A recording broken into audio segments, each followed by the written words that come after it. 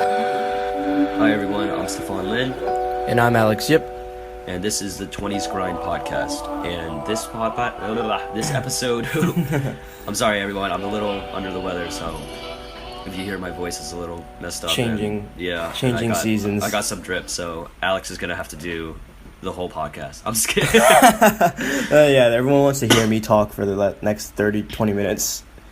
But so this episode is actually going to be about money management. Our last podcast was about time management, and I mean, I don't think it comes as a surprise that money is, how you breathe in the world today. It's definitely not it shouldn't be your end goal, but it's definitely like a very important part of life. I don't think anybody's gonna be like, money doesn't matter at all. Then that's just not true. You got to pay your bill collectors. So There's a few things that really matter. It's like your family, your health, and then of course you need money to you need money live. to survive. Just to live. Let's not be too idealistic about it. But Yeah. I mean, imagine a world without money. Yeah, we could talk about that for a whole different podcast. oh my god, that'd be great. I know that. Yeah, we're just saying it's important just for a basic need of survival, to buy food, Yeah. to get a place above your head, a roof. I think Stuff there was like a that. study. Wasn't there a study that it's like if you have over 70,000 like annual salary, then like money doesn't really contribute to your happiness anymore. Yeah, yes, there's actually a study like that, and also they have different levels.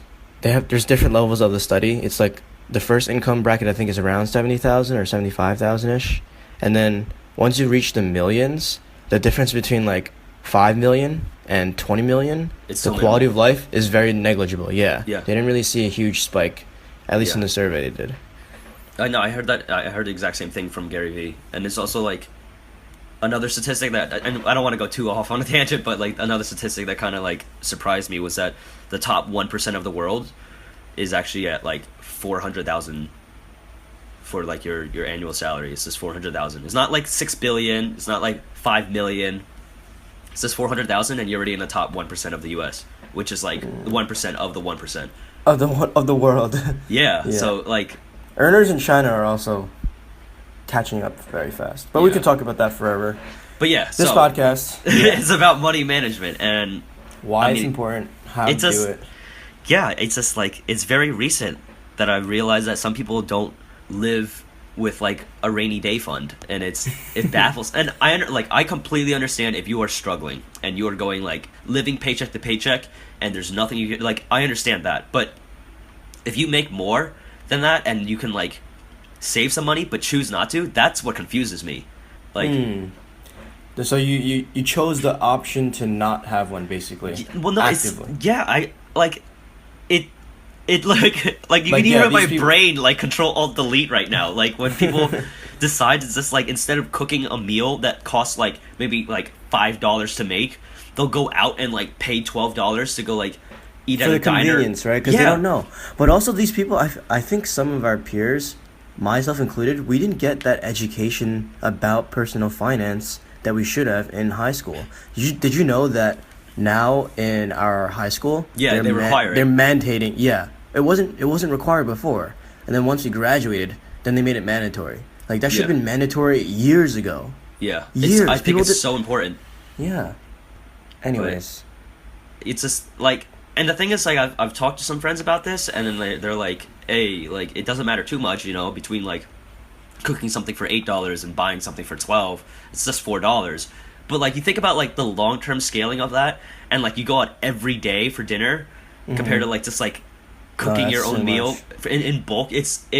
Yeah, well, first off, like no offense, but if you're over 30 and you don't know how to cook a meal, like come on, what are you doing? dude. You should We be able have- to cook yeah. a meal, like. there's a bigger problem here than just saving money. But like I mean also like I'm a foodie, I know you're a foodie, so like Oh, huge foodie. definitely Huge like it's foodie. just I think it's fun to like actually cook and stuff, and that's just one way that like I choose to like save money. I can like cook pasta in bulk on Sunday and just have my lunch planned out for the rest of the week. Again, like we mentioned this before, this is how I save time too. You're saving time and money. Oh, it's But a you know new what, concept Stefan? to me. I think I have the answer. It's because some people can't live the lifestyle that you live. They get sushi on Tuesday, they get Shake Shack on Wednesday.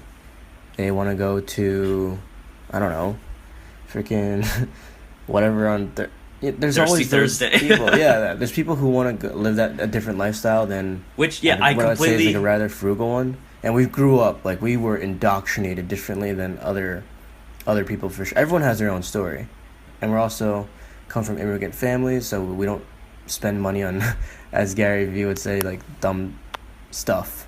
Yeah. But dude, honestly, I think the problem stems from a very basic understanding of when you get money from a job, whether it's at Starbucks, whether it's at a startup or another retail store or you're an accountant, whatever, right? People, they automatically divide their money into three different things. You either spend it, you save it, or you invest it. That's all you can do, right? Most people, and there's different percentages too. So some people might do 50% spend, 25 invest, 25 save. Some people do 0 invest, like 50% save, you know what I mean? And 50% spend. And the list just goes on and on. You have to figure out, you have to reverse engineer and think backwards about what your lifestyle is, and then kind of, in my opinion, work backwards. Like, how much money do you actually want to invest? How much money do you want to grow by your 30s, you know? How much money do you need to absolutely spend at a bare minimum, which is your living costs, your eating, your housing, your electricity bills, your phone bills? I don't think people our age do this enough. And now there's like so many different apps that you can use. Like you're telling me your friend, like you spend 50 cents or like you spend $1.50 and then they'll round it up, right? And then you put 50. When you told me about that, I was just like, come on, man. Do people, like in the 90s, we didn't have those kind of apps. There's no and self-control. People were doing fine. Yeah, people were doing just fine, right? Like, why do we need this kind of like money management software tools and apps to help us scrape away 50 cents a day, which is like in a year, what is that, half of 365? It's like 180-ish. Yeah. Right? Like, yeah, dude, yeah. why can't you just say, okay, look, I make $1,000 a month, $2,000 a month. I'm going to spend 600 of that on just basic living, right? Depending where you are. In New York City, it's probably going to be like skyrocketing. Yeah, look at that. Of So yeah. different. Like that's like $3,000 a month on rent. Like yeah. But everyone's going to have a different example. I'm just using 1,000 because it's an easy number, right? Yeah. You spend 500 of that, that's 50%, and then you put 25% away in savings, and then 25% you invest in whatever you want. Like the stock market's really relatively safe. If you have a friend that has startup who wants to like do, like, remember that beer startup thing that you want to do where you have like a mobile bar? I was ready to just throw you some money. Remember that? I was like, instant, yeah, let's just do it. Wait, what? I had that idea? You did. You told me early in the summer. I don't You're even like, yo, remember we that. should That be- sounds like a great idea. Wait, was it you? Okay, hold on. Maybe it wasn't you then. Maybe I think- should just take that idea. I mean, dude, ideas are cheap. Execution is the most priceless Yeah, exactly. thing. Anyways, that's the basic like formula. You have to have an understanding of how much I'm spending, how much I'm investing, how much I'm saving, right? In order to even have a rainy day fund, right? This whole podcast is about, saving, having that. It's called a rainy day fund, and I think it should be the first goal if you graduate or if you didn't graduate, whatever you Without a are, doubt. high school dropout. You should be working towards a rainy day fund just in case you slip on a crack and you break your hip. Like, what are you gonna do? You're gonna go to the hospital with $0 and 0 cents and say, "Oh yeah, I need a new hip." Oh yeah, sure. I have There you go. $0. Like yeah, like what are you gonna do? Yeah. So you need to have that. I am a little worried because I do feel like it's kind of a cultural thing, like especially with like I've noticed a lot with especially with like millennials that like they just like they don't care about retirement funds. They think like Social Security is going to cover them in the end, which sorry everybody, Social Security doesn't do anything. It's like garbage. Like you get like Insoluble. like yeah, it's laughable. It's literally chump change how much you get back. So it's not even It is I the don't think it's- easiest yeah. math. Like, there's no way. People who rely on Social Security when they retire, that is just nonsense. You can't even live off of that in some parts of the United States. You On can't. top of that, just do the basic math. yeah. Like, just do the basic math. There's no way in hell that system really works. Yeah. Like, someone, I dare someone to just show me the math. Do the math. Like, I'm telling you, it's a complex system and in some senses. I'm sure but, you can just Google it. You don't even but have to you do the math. math, and it's like, wait, what does that mean? Like, how do you even get the money back after like the people multiply? Yeah. People multiply, you know? So you shouldn't look at Social Security as like a retirement fund. It's like a nice little supplemental, like a little icing on the Yeah, cake. it's not But a you rainy should. day fund in any way. But what was like In any rating, like sense of the term. what was hammered down on me during like my undergrad was that, especially my finance class, was that you should start having a retirement fund at the latest. Start planning a retirement fund at like 25, and that's just Dude, like, if you plan for your retirement right when you Yeah. start your job. That's what. Yeah, Shoot, I I already read this did. Bloomberg article, and you put like you keep just putting 10% of your annual salary in. By the time you're 35ish, you'll be very comfortable. You'll feel very safe. You'll feel very financially independent. And I know 35 sounds like a really long. It is a really long time away, but it's actually a pretty impressive, surprising goal to achieve when you're 35 compared to the rest of the Americans. Yeah, Dude, I you know what? I read this article on MarketWatch, and this is a while back, and I know I was telling you about this before, hmm but the rainy day fund is just, I can't believe the amount of people who don't have a rainy day fund or savings account, and I'm flabbergasted. It's more than half of the American population do not have more than, I think, $2,000, the article said, saved up in an account. And that some is. Oh and then my like god. I think it was like 15 or 20% people don't even have a savings account. After you hear these statistics and these numbers, like you're just baffled. Like how? And it goes back to what we were saying before, like, dude, we didn't get the financial education we needed to in high school. Right? That's when Yeah. you need it. Because there's some people who don't go to college, and even when you do go to college, you don't always have those classes that, they teach you basic personal finance. I went to business school, so I knew this Yeah. stuff like in like 6th, 7th grade.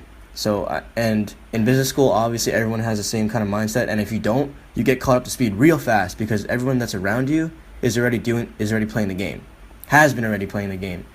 But like we were just one high school. Remember, Stefan? We were just one high school. Think about all the high schools that did not teach. Yeah, we had a good high school too. That's the other thing. Like we were actually We like, did.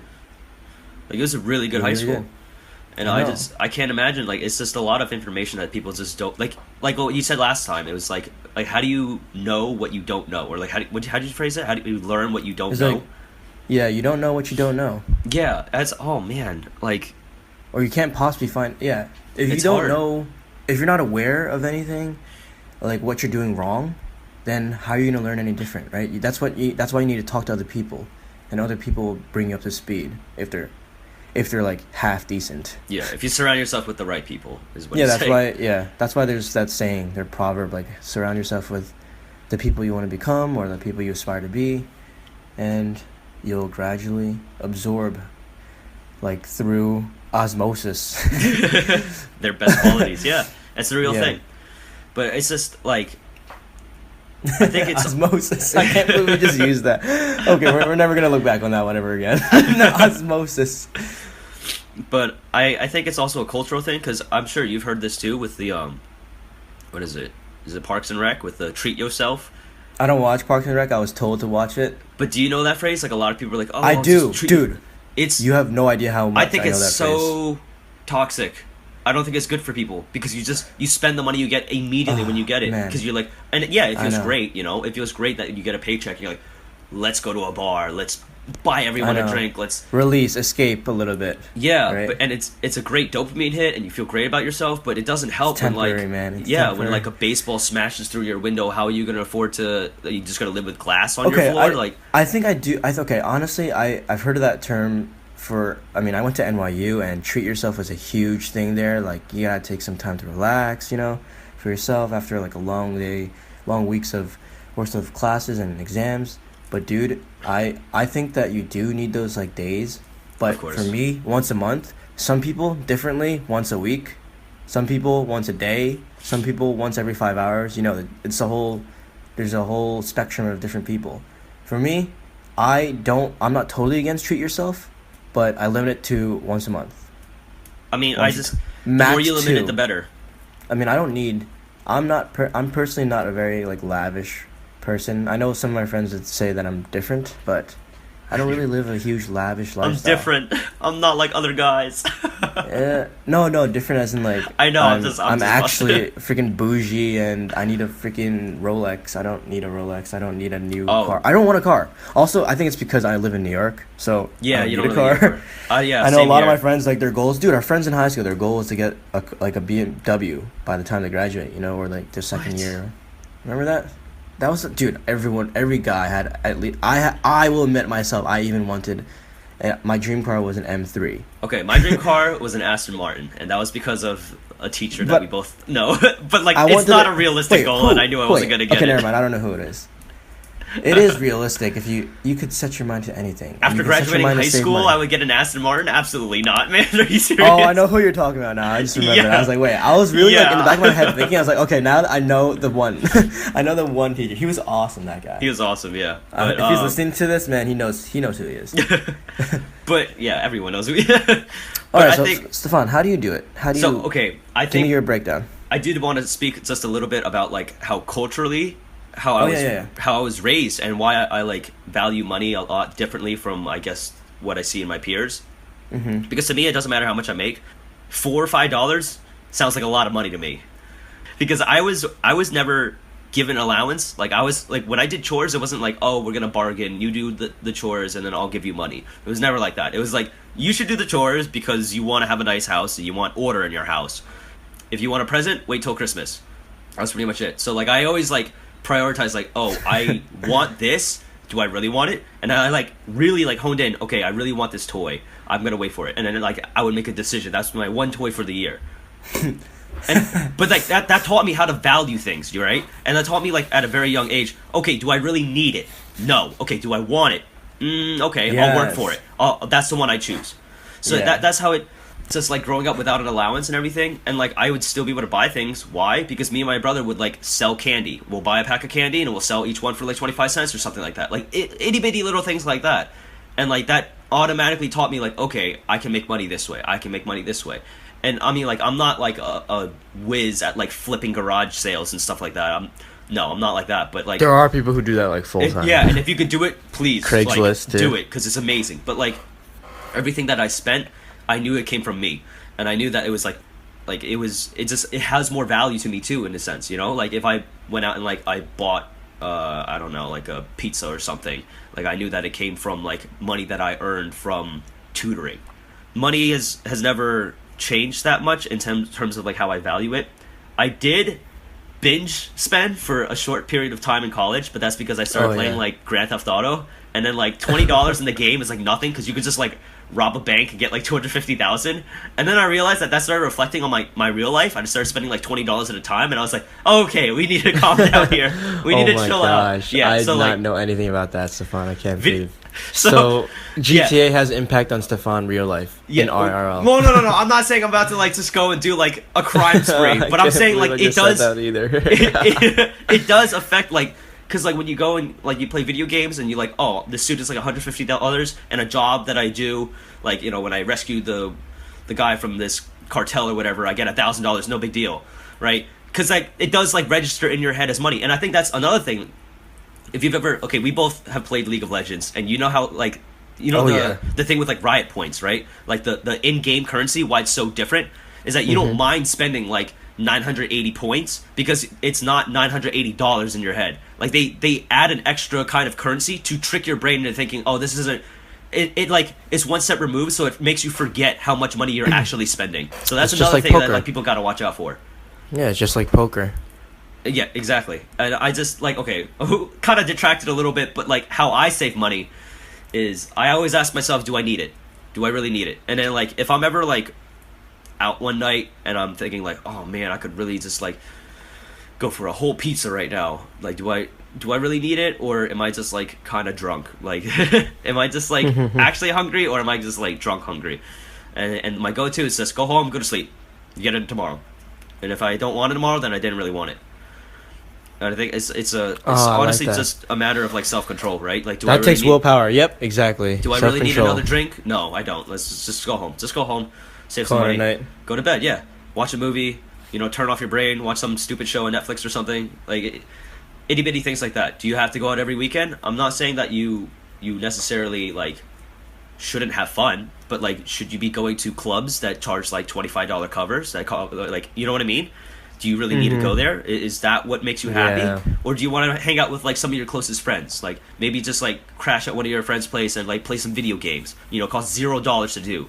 Itty bitty things like that, and like you don't have to go out every single day. Is basically how, at least I save money. I mean, don't get me wrong. Like, if there's like a close friend of mine who is like, you know, leaving or is visiting in town or it's his birthday or something, sure, I'll pick up the whole tab. I don't care. Like, because for me, that's what I like to spend my money on like people who I actually care about and stuff like that. But also, just growing up, I never owned a car, so I always like drove my parents' car, but I never owned a car, and I think that was like a huge thing because like Cars are expensive, man. cars are expensive. Even if you get like just a the cheap upkeep. used one, it's expensive. And I never had one. I never needed one. My parents never valued things like material things, and they would save their money to spend on like traveling like on family vacations. And they would spend money on like my birthday. I wouldn't get physical things, but I'll be able to go to like a really fancy restaurant. I believe in that. Yeah, I experiences love that over because- things. Yeah. But it's also Yeah. just like it's good because it like my palate as a high schooler, like I was able to eat legit like authentic French cuisine. Like how many high schoolers get to do that? Not Right? me, I'll tell you that. And it was There's so one it less was- right there. And I value that so much more because I think like globally and just like learning more about culture rather than getting the new Lego set mattered so much more. It's to me anyway. I mean that's my value structure. I don't know how you feel. I mean I'm guessing you kind of feel similar, but like I Well, would rather spend money on on the topic- food and memories than like on physical things.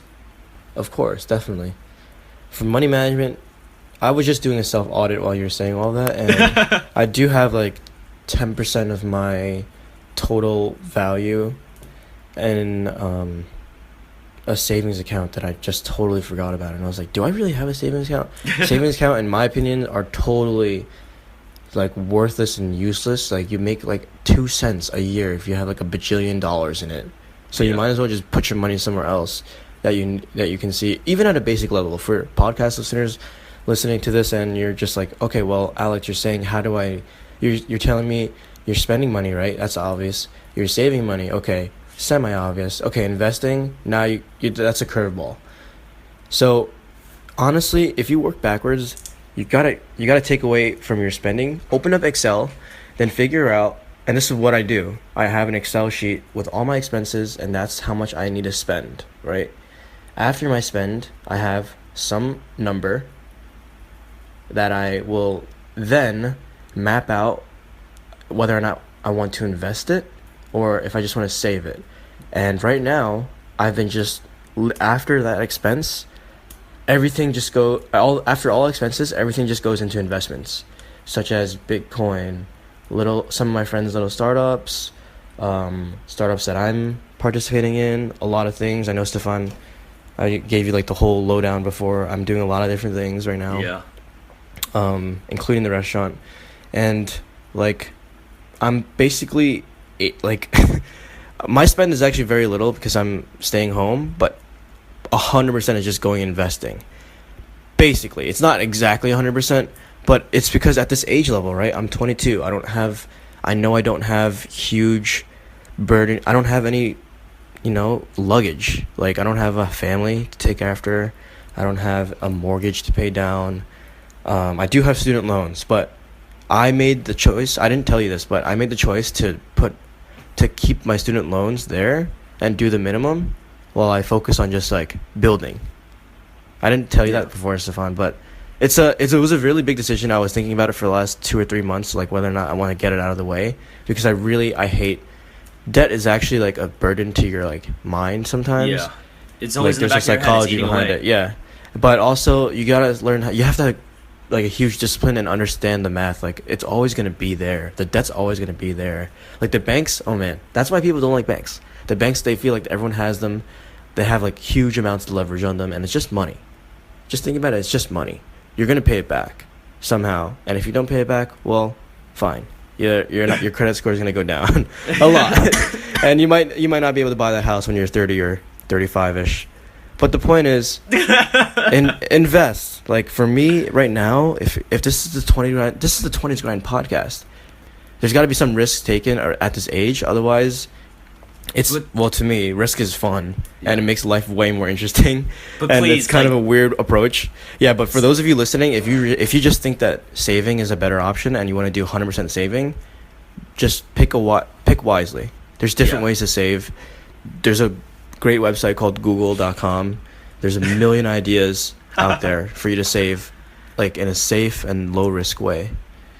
And that's how I manage my money. Okay, I did not know at least that. Right now. We're like complete opposites, because... on top of... I didn't want to repeat anything you said, but you basically stole everything I had to say. Oh, perfect. Before I could say it. Yeah, obviously, yeah. Just to reiterate what Stefan said, I definitely do not... I don't go out every weekend anymore. I did at one point in college, just similar to like his GTA... his GTA frenzy, Spending. I guess you can... Yeah, like I was in New York, I had to go out. Like if I wanted to have any friends, I had to go out. At least that was my circle. Maybe I was in the wrong circle. If you're listening to this and you're an NYU student or Columbia student and you didn't go out at all and you just played home League of Legends, why didn't you hit me up? Come on. Why didn't you hit me up? I was doing that my freshman year, and then eventually my sophomore year I was like, okay, everyone's gonna go out, so I guess I should go to a concert or something, because in New York there's concerts every weekend. So I was just like constantly just buying these tickets, and then I realized like, oh my gosh, what am I doing?